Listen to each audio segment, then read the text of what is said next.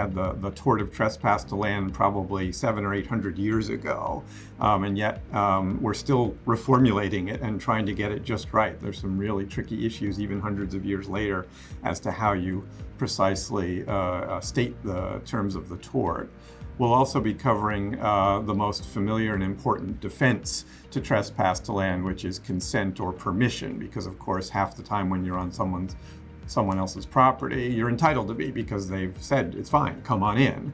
And so permission is so integral to the whole idea of trespass that we're bringing those together.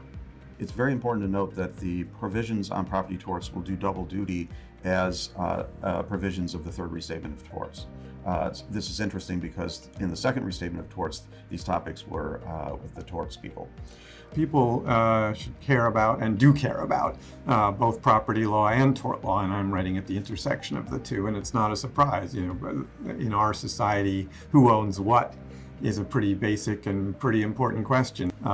People are constantly trying to figure out what they own and what they don't own, because that's a basic feature of our economy and how we live our lives. Torts is all about what happens when one person thinks that their rights have been invaded by another person, in this case, property rights. And so these really just are fundamental features of how we interact with each other day to day.